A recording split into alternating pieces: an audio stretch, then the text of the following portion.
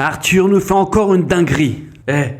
Sérieux. Il compare la situation avec Gaza et ce que l'Ukraine vit avec la Russie. Mais il entend ce qu'il dit. Comparer une guerre d'invasion qui répond à une certaine logique à un peuple qui se fait massacrer depuis 76 ans. C'est de l'aveuglement pur et simple. Et c'est même une insulte à l'intelligence. Arthur fait partie de ces pro-sionistes franco-israéliens qui viennent nous parler d'antisémitisme alors qu'il défend l'entité qui massacre le peuple palestinien. Il se dit ulcéré par l'antisémitisme en France. Arrête. Une orgie antisémite? Vraiment. Et l'islamophobie dans tout ça? Il en parle jamais, ce justicier. C'est la discrimination numéro 1 en France et c'est la plus invisibilisée. Volontairement. Pas un mot là-dessus. Oui, chut.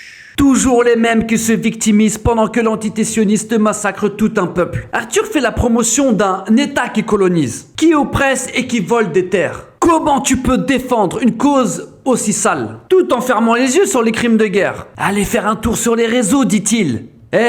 Tu veux faire un tour? Va faire un tour en Palestine pour voir réellement ce qu'il se passe sur place. Il y verra des gens qui hurlent de douleur depuis 76 ans de colonisation. La vraie question, c'est pourquoi on ne parle jamais d'islamophobie? Ces mosquées qui ferment, ces imams qui se font expulser, ces imams qui se font tirer dessus, et toute la haine qu'on vit au quotidien, surtout les femmes, qui, elles, sont les premières victimes de l'islamophobie. Mais parce que ça dérange. Et ça dérange qui? C'est tellement facile de pointer du doigt ceux qui défendent le droit humain et de crier à l'antisémitisme dès qu'on critique Israël. Bref, qu'il ouvre les yeux et regarde qui il défend vraiment. Il parle de haine, mais il a choisi le camp de ceux qui détruisent des vies. Merci, au revoir.